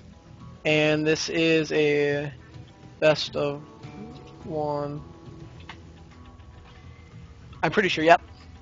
And then the next match is a best of three. And there we go. So we have Alphonse, of course, sitting down here, doing not too much, because, of course, what is there to do in the first 40 seconds of the game? Again, what we'll probably see is to try... You can't really go with a fast expansion in a PvT. The Terran can throw down a bunker or two and try to get that command center out as fast as possible. But with, if you don't really scout it correctly, there could be a huge 4-gate push, maybe even like a 5 or 6-gate push, like all in. And then also you have to especially watch out for that 4-gate robo, because if you see that bunker at the bottom and you kind of push forward with like a stalker or something, and you're like, okay, well, there's just a stalker. The stalker went back. There's no attack for like a minute. You're thinking you're in a good position. You produced a couple Marines, but you've got that bunker. You're ready to pull out CVs. You're ready to stay in that kind of comfy position you are. kind of have to watch out for that Warp Prism drop here if that kind of goes into the main, because this base, kind of not really a big distance away, but that kind of obnoxious ramp you kind of have to go up and then around. Not the closest. No Shakura's Plateau where you have a very close natural. And of course, Elvons can of course make a bunker or two right here. That kind of will prevent a big push here by the Protoss, unless the Protoss is of course very good with micro. That can kind of be broken, maybe Immortals as well. But we do see Bioforsaken throwing down that first gateway, and it looks like there's going to be a Cyber Core going down here. So a very standard Protoss build of the sort. As for the Terran, again, pretty standard as well. Though we don't have a Wallen, you do sometimes see Wallens against the Protoss because, of course, Zealots being a melee unit, kind of are defeated by that wall, per se. So if there's a big Zealot rush, which is a very standard thing to do at all, you kind of have to deal with that. So we do have the Cybernetics Core almost done. Chrono boosting out that Zealot to sort of try to get a little bit of map control here. We do have the one Marine going out here, and it looks like there's going to be a reactor on this first barracks, which is a little interesting here. It looks like there could be a lot of Marines being produced, of course, because that's what the reactor lets you do. But that might just mean that we are going to throw that bunker down right there. So there's going to be that one bunker kind of fast expand, that one racks fast expand, and that barracks with that reactor, of course, is not going to let us get upgrades, but it, of course, is going to let us get out a lot of Marines, which is all we really need so that we can get that command center up and just sort of hold off those early attacks, and then we can later tech up and go from there. So trying to get a strong economy first, and then going for tech later. Bioforsaken, on the other hand, is sort of going up that tech path, get that gateway, get that cybernetics core, and then can either go on to production, throw down more gates, go for a nexus, get that economy going. Any position is really open for both players right now. No one has committed to either, or of course Alphonse looks like he's going to be going for some sort of expansion here, but it looks like this bunker might actually be shut down here. So Alphonse here, good decision on making that reactor. He's going to need it here very, very shortly. And has a barracks with a tech lab going down here with concussive shell. 3 Marines are here, and he's going to pull some SCVs here to try to take some hits, especially from the Zealot, so that way you can kill that Zealot quickly. There's going to be a forced bunker at the top of the ramp here, just in case Bioforsaken is going to push forward here. Bioforsaken looks like he will not be. He's going to go with that Nexus here at his natural here. Is going to decide he's actually prevented the Terran from expanding, so if he can get his expansion off rather early, he should be in a pretty good position. That's exactly what he's going to do. He's going to keep a little bit of pressure up here, and try to see if he can prevent him from expanding early here. He's going to push into a lot of Marines here, but the Zealot goes down. This SCV was sniped from the bunker, but these are a lot of Marines very capable of taking out all of these Stalkers, but the Stalkers are going to do a little bit of damage here before they're going to go away. So there is an SCV in the main here for Bioforsaken. You should really think about taking that out so that he can get his, so he can make sure that none of his tech is detected here. A bunker was made at the top of the ramp, and another bunker being forced here. So, of course, Alphonse is in a good position here, because these Stalkers will not be able to bunker bust at all. And Alphonse is continuing to produce units. He does have a Marauder over here, but he does not have it rallied at all yet. So this Marauder with slow will will be very good to take out these Stalkers. So, Alphonse not in the worst position here. Bioforsaken, for some reason, taking out his supply depot at the bottom of this ramp. And then Alphonse being, of course, prevented from getting that expansion up and running like he would really need to. But he might not need to do that. He could just do sort of a kind of all-in here, because Bioforsaken not necessarily in the best position to deal with Marauders and Marines, and a lot of them, because, of course, as a Protoss player, you're going to need those Colossus, or you're going to need those High Templars to do a lot of damage to Marines, and without that, of course, your units are, of course, better than Marines. No unit can really be one-on-one and lose to a Marine. Maybe, I don't even know if a Sentry can. So you're going to need, but in mass, of course, they're going to do a lot of damage, and you're going to need something that's going to be able to take out a lot of them. So you're going to need something like a Colossus or a High Templar to do so, and there really isn't much in Bioforsaken's base. We have a robotics facility making an observer here, but really there's actually not that much. There's 3 gateways to produce from. We have a couple Stalkers down here, but that can actually be taken out very easily by this small group. And then Bioforsaken's gonna kind of have to get in a position here where he's gonna be able to defend this. He can pull probes, and that will actually do a lot here. But I don't know, pulling probes is sort of investing here. And these Marauders slow doing just so much damage, they're almost able to take out another Stalker there. But the Stalkers are going to kind of be in a position here where they're gonna maybe actually just try to pincer this off. But there's not a lot here for Bioforsaken, and he's gonna have to move some units into position. He's got to warp in more units or get a lot of these Zealots hits out. And some units sniped here there. So good play there by Alphonse, making sure he was getting some units killed before they could actually do anything. And he's going to kite away these Zealots, so very good play there. And engaging these Zealots is not a good idea here because they are going to do so much damage, and it looks like that will be cleaned up there by Bioforsaken rather well. Bioforsaken getting the command center up in his main. He's going to have to move it over and float it so that he can kind of get into a position where he can kind of deal with the economy that Bioforsaken has, because Alphonse doesn't have too much of an army, and he's going to have to kind of get his expansions running, so Alphonse not necessarily in the best position. He did get his starport to get his medivacs out, which will be very, very helpful, basically doubling his army in terms of strength, because he can stim as many times as he wants, and he can basically kind of just refresh his army so that his army is just perfectly good again. Unlike Protoss, where if you take any of that hull damage, any of that health damage, you're of course going to have to just deal with it because there's nothing that can replenish that. So Alphonse is actually in a pretty good position here. He's going to take out that small stalker here and doesn't have to worry too much about anything because he can of course stim, but he has not researched stim yet. So that is going to be rather unfortunate there. Stim is almost finishing it up though, so not that big of a deal. And he's going to get his expansion up and running here shortly. And 2 bunkers here could prove very helpful here for Alphonse.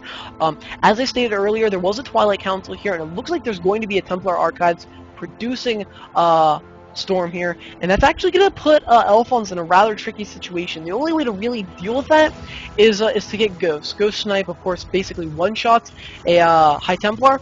EMPs reduce all of the shields on any unit, basically, except for I think like Carriers, Colossus, and Archons. But on any like other unit, they basically remove all the shields and they remove all the energy, which is a huge factor. Which means no storms, no force fields, nothing. You know, I mean, you can use it. You can use it on any. You can use them on investors. You can use them on other medivacs if you're in TVT. So that EMP is just very good. And the snipe, just sniping High Templars. But the Templars, of course, on the other hand, the storms kill Ghosts very quickly, kill Marines very quickly, do a lot of damage to Marauders. They also have feedback. Can sometimes one shot a medivac, can one-shot Ghosts if they have full energy, can do a lot of damage there too. So those Ghosts snipe and the Templar EMPs sort of kind of, or Templar Ghost Snipe and Templar feedbacks can sort of be a big micro battle there. So Alphonse pushing forward here. Is going to kind of see this kind of hardy group, I would say, for Bioforsaken. He's got a lot of Zealots here to tank, got some Stalkers to do some damage here. The Immortal do a lot of damage against the Marauder here, and the single High Templar that does have a Storm, so that Storm can do a lot of damage there. These Templars can, of course, be turned into Archons, which are very good against biological units, which is most Terran, or like half of the Terran army, I should say, sorry. And that is a very handy thing there, because, of course, Charge Law Archon is a very popular unit composition against Terran. To get those very strong Zealots into combat quickly, and then having those Archons do damage from a distance. And then especially if you add in Colossus in there, it starts to get to a very micro-intensive battle, because then you're forcing the Terran to go with those Vikings, and then you have to, to keep the Colossus out of the range of the Vikings. You have to get those Ghosts to get those EMPs. You got to get those High Templars to throw down the Storms. It becomes a very intensive thing. Bioforsaken being very active with his Observer, doing a very good job of making sure he's got his eyes on Alphonse's army at all times. So a very nice play there by Bioforsaken, just making sure that Alphonse, is sort of going to be scouted there. And it looks like he's going to see that there's going to be a drop here. And actually, Alphonse might have actually seen that Observer move and is actually going to unload all that. A very nice play there by Alphonse, throwing down the scan, killing the Observer. Great job there. Bioforsaken's actually going to move out here and maybe actually force Elfon's to retreat there. I'm not exactly sure what he's doing. He did have a lot of units up on the high ground, ready to deal with that drop.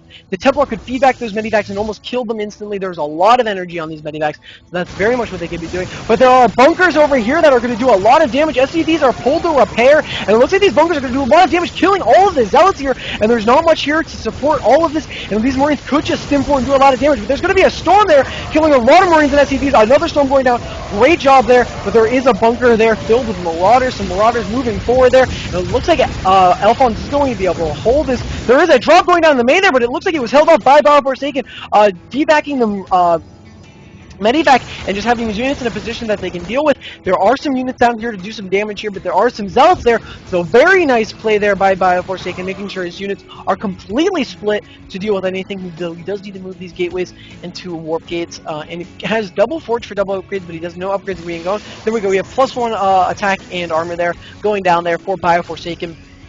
Going to units lost is actually a fairly even game here. Forsaken did have that expansion up and running before Alphonse, but did not decide to get his third. He's deciding to get his third now, so he did let Alphonse catch up with him a little bit, and there is not much of a difference there from the beginning of the game. Might have been a misclick there by Alphonse, killing one of his SCVs, but not the biggest deal there. In Alphonse's base, we do see the Ghost Academy going down there as again, so that is the appropriate response to deal with Templars. On the other hand, we do have a Warp Prism coming in here for Forsaken, maybe to do some Storm Drops that could be very effective there, especially on those mineral lines, just basically killing off an entire mineral line at a time. And so it looks like that's going to be the case. And we do have Forsaken going for his third, and it looks like there's going to be a push up here by Alphonse. And excuse me while I take a drink.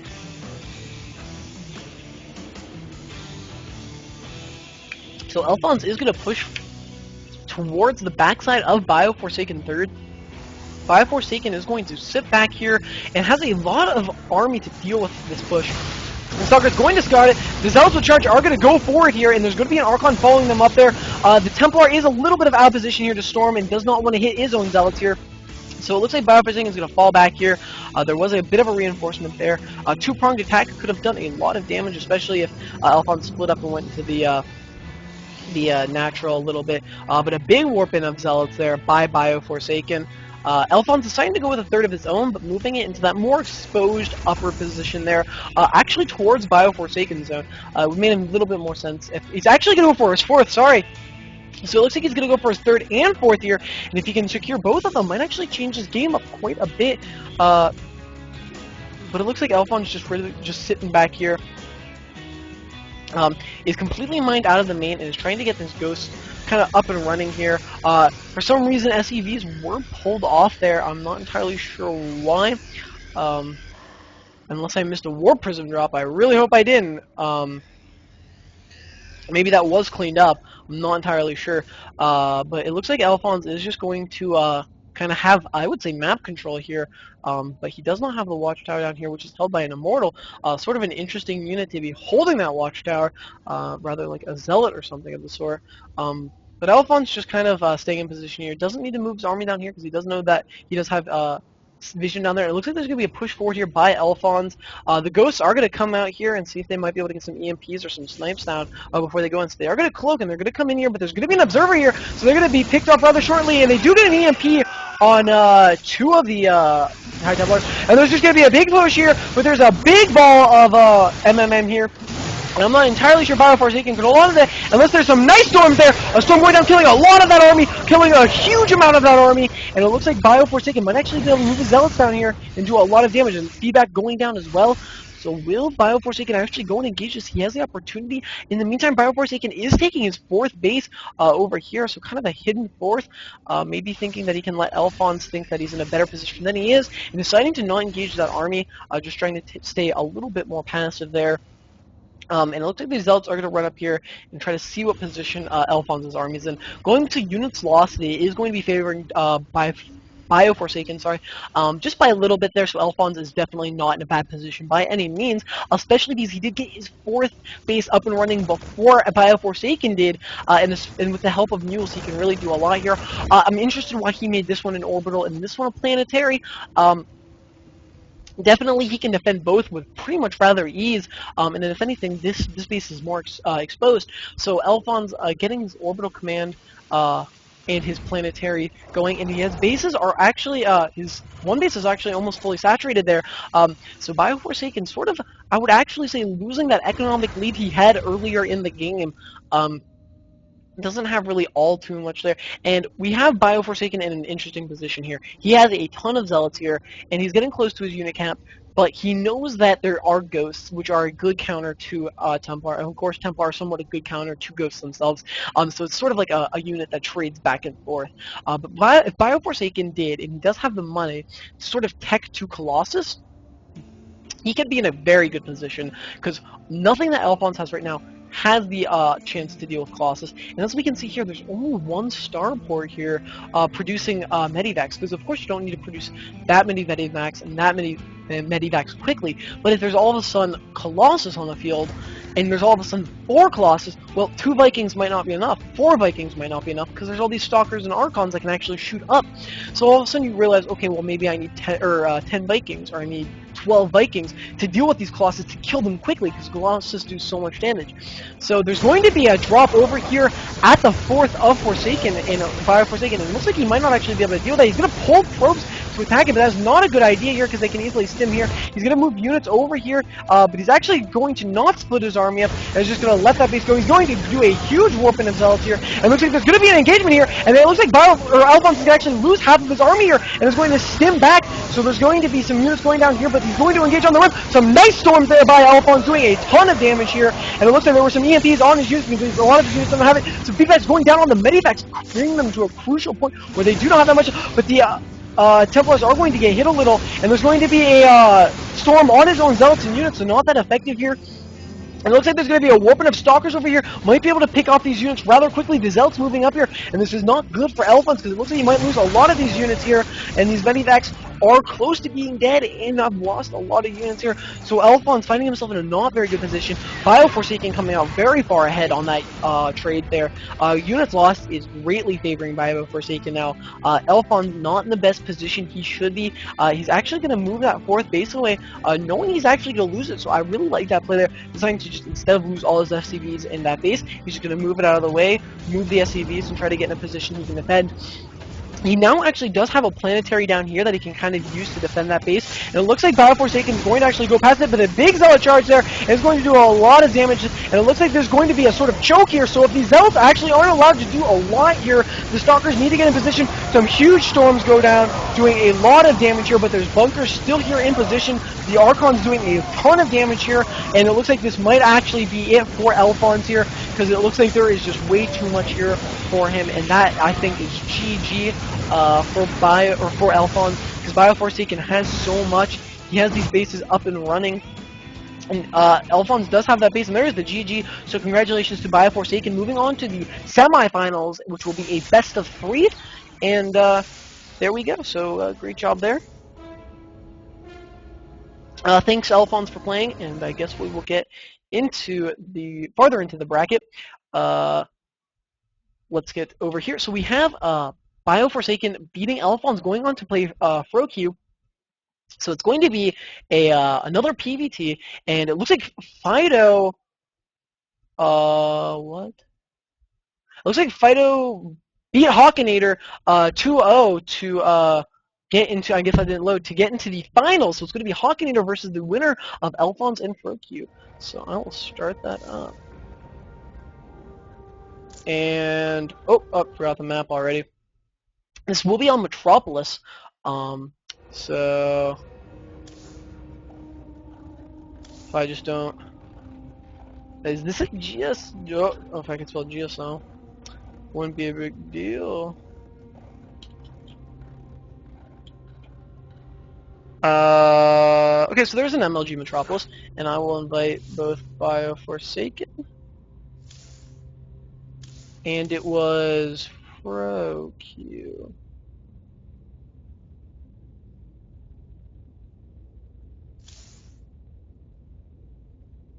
So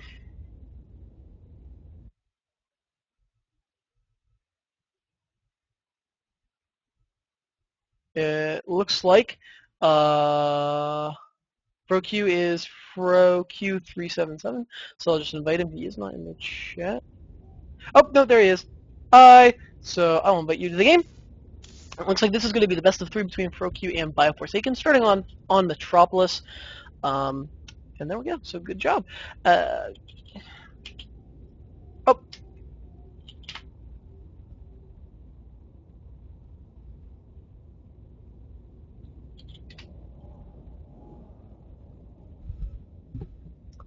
We're just going to wait here. I'll take a small drink so my voice actually stays alive.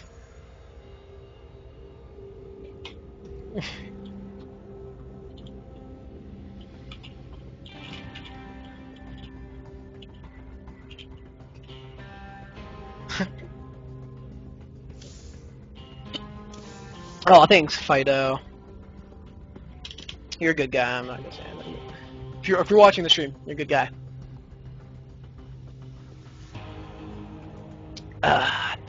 Just trying to make sure that my voice doesn't go out because I actually have a somewhat amount of viewers here.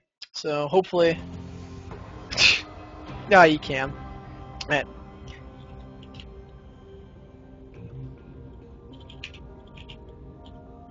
So it looks like this is going to start up here.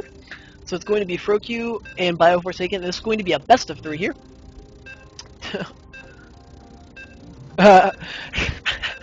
Yeah, so I guess if you can't respond fast enough to a stream cheating, you might also lag too. So if you stream cheat, so don't do it because that's just being an asshole. So don't fucking stream cheat. All right. So anyhow, we have Bioforsaken, that Protoss we've been seeing a lot in this match because it looks like I've just been following him a little bit. And FroQ, and we'll just have to see how it goes. So we saw Bioforsaken actually had a pretty strong PvT last game. Was able to kind of hold in there and do a lot that he could do it. And Bioforsaken just constantly doing shoutouts.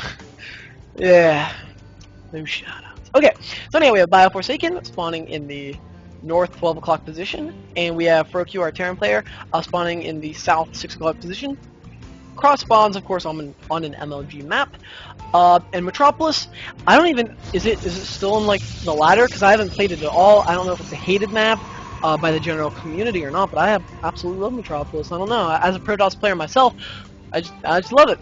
And it was in Season 7, but it wasn't like a big deal. And I swear there were freaking islands on this map. I swear there were islands right here. I don't know anymore. So I don't really think it would be fair if I told FroQ that it was cross-spawned. So, shout out for Q. Yeah, we love you, Q, for that couple games. So, Bioforsaken, again, you really can't do like a super greedy fast expand, like just a straight up Nexus first. Like you can go like Nexus first against like a Zerg player and be like, oh, I'll throw down the Forge later. But you really can't do that against the Terran because of course the Terran will be like, well, I have 1 barracks with a reactor, I can kind of just beat you straight up there.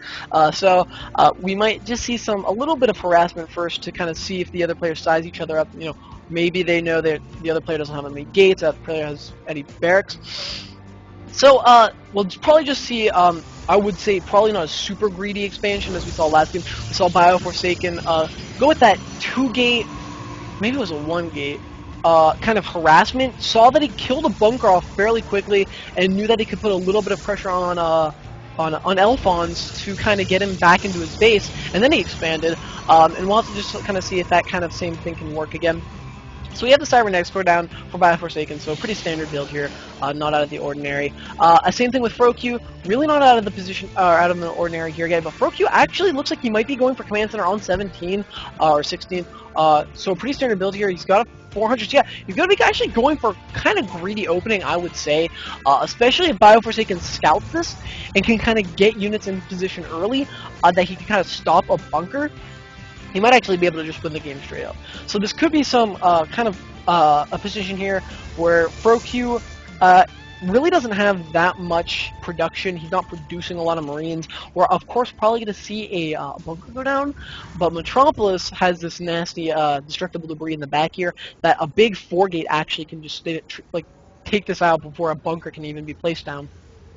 So, we'll have to see what Bioforsaken does. He's probably going to scout, of course, with this Stalker, but that might be a little too late to do anything. This bunker looks like it might be down at the top of the ramp here because there's a Zealot already here, and this command center actually might have to be canceled there, so the SCV is going to be taken out, and he's probably just going to let it sit there for a little bit. Doesn't have to worry about it too much because the Zealot's going to take a long time to kill it, and he might be able to get Marines in position to do that. But the Stalker is going to come back and actually kind of do a lot of damage here. There's only 2 Marines, and that Stalker can, of course, take out those 2 Marines there, so it could be a big trouble there for these SCVs are actually going to go out by these Zealots, so the Stalker and Zealot being very cost-effective here, and sniping that SCV, just stopping it from creating that command center, being very, very effective, and this Stalker just being relentless, able to take out all of the Marines here. So I would not be surprised to see Bioforsaken add on gates. He could just straight up win the game, but instead is actually just going to be going for that Nexus to try to get that early economic lead there. So I really like that play by Bioforsaken, deciding, you know what, I've already done enough damage here. I've already kind of stopped this expansion being made. I killed a lot of units. And my Stalker's doing a ton of damage, and he actually shouldn't lose this Stalker. He's being a little greedy here, and actually snipe the SCV here, and might get the Marine, and... Oh, and it looks like the Marine will survive there. So Bioforsaken actually didn't need to lose that Stalker, but it looks like he does anyhow. And now Bioforsaken in a pretty good position here, has his Nexus almost done. It would be troublesome, but there's actually going to be a lot of racks being added on here for FroQ, and there could be a big push here that could do a lot of damage here, but it looks like there's not because there's 3 bunkers going down. But again, as I said, FroQ not being too map aware, maybe doesn't play on this map all too often. There is destructible debris here at the bottom of the natural, so if Bioforsaken decided to go and destroy that destructible debris, FroQ might actually just straight up lose. So, Bioforsaken, though, has a lot of sentries here that can force field his ramp, of course, because he's not actually producing that many units. And has these 3 gates, or 2 gates being almost finished up. And it looks like he's going to go for that Twilight Council again, to maybe get that early High Templar play, or maybe not, maybe even Dark Templar. We'll have to see, because of course, FroQ trying to get his economy up and going will have to make a lot of mules there. So DTs actually might be a rather kind of cost-efficient way to get scans to go down, force the energy off of those command centers that aren't into mules, and just sort of trying to keep FroQ on his toes there. But FroQ kind of has these 3 bunkers, not really doing all that much. And has these 4 barracks here that he can easily produce a lot of units. So FroQ definitely pushed back a little bit, but in return has a lot of barracks to produce a lot of units. So he should be fairly decently well off right now in this game. We do have a robotics facility as well going down, so of course for those immortals to do that damage to those marauders and siege tanks, if those even happen. Which is a little rare to see a mech that's not from a 1-1-1 come out of a Terran against a Protoss. And of course there's observers and maybe even Warp Prism play, like I think I may have missed the drop last game, maybe it got sniped, I'm not entirely sure, but we are actually going to see a Dark Shrine like I had kind of previously stated there, because of course those Archons are very good against Terran, and the Dark Shrine's going to force scans down. Just as long as you're cost effective with your Dark Templars, you can easily throw Dark Templars away. They don't have that much health, and they can die rather quickly. But if you can get them into positions where they can do a lot of damage, you know, you could be set. And I really like this play. Actually getting the robotics facility for the Warp Prism instead of doing High Templar drops. We're going to see Dark Templar drops probably here. Maybe not. Maybe I'll just like throw some sentries in there, and I'll be like, ah, well, I thought he was going to do it. And it looks like FroQ staying very active with these units, killing a proxy pylon there. So just making sure that, you know, nothing can really get him out of position here. And I really like this play by Bioforsaken. He sees the strong front. He's like, I can't break that. I mean, I can, but I'm going to lose all my units. There's no point in breaking this 3 bunker play here. It's just not worth it. And instead he's going to say, well, I'll just use my Warp Prism. I have a Warp Prism. I can... And it looks like he's actually not going to load DTs in it. He's probably going to, maybe he will, warp in DTs and then load them up and then drop them, because it's of course faster to drop instead of warping in. And if you warp in, you have to turn out of phasing mode, get back in. It's a hassle. So we're going to see this Warp Prism kind of looks like it might get into position here. The Zealot, of course, is going to know when this expansion comes down here, and FroQ going to take out that destructible debris, and looks like he will be going for his 3rd here. Rather quickly. Bioforsaken, though, This could actually be rather unfortunate for him, because if these units come in here and spot him, it looks like Bible actually isn't going to like warp in and then drop. It looks like he might just warp in, which would be kind of a weird play there. And it actually looks like there's going to be a warp in of Dark Templars here, and it's going to be 3 DTs going into here, but there is enough energy for a scan, so this might be not the most effective hit here. Doing a lot of damage though to SCVs.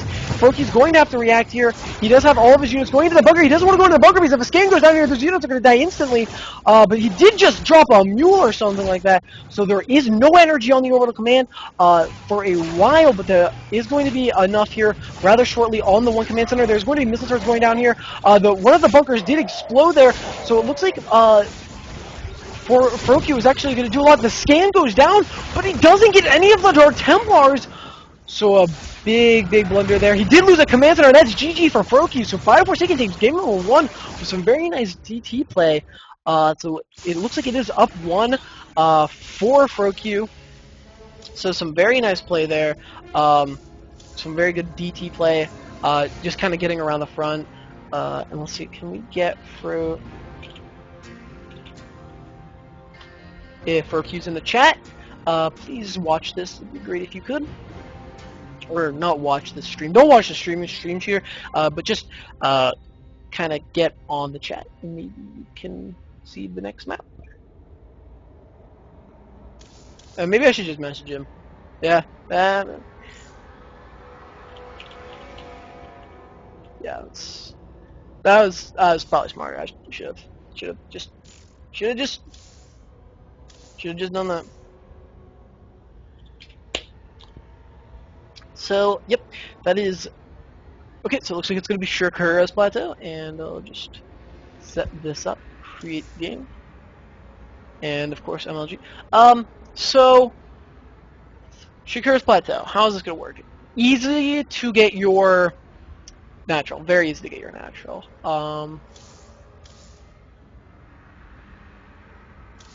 As BF by Apple. Who the hell cares? Bioforsaken. Get in the game. There we go. Alright, we're good. So Shakura's. Very easy to get your natural. Not terribly easy to get your third, but not the hardest thing in the world. Oh, what was that, Caps?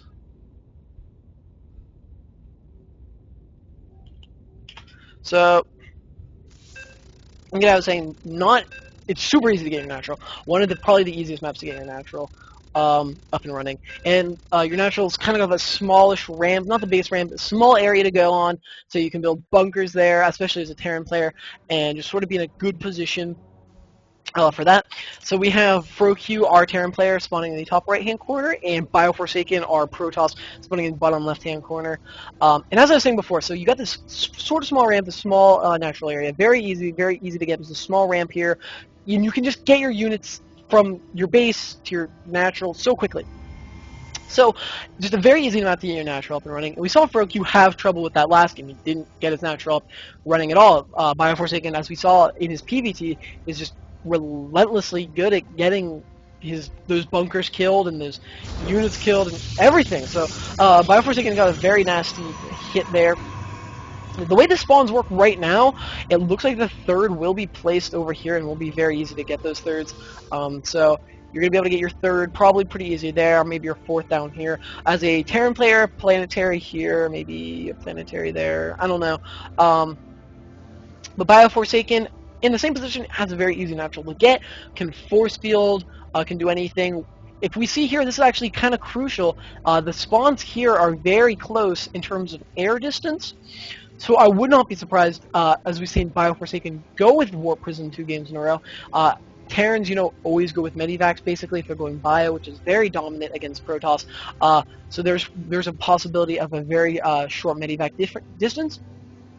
But again, as both players can go, Sensory Tower here, and just keeping an observer kind of like out here, will I'm sorry, I wish I could talk. We'll basically be able to counter both of those things.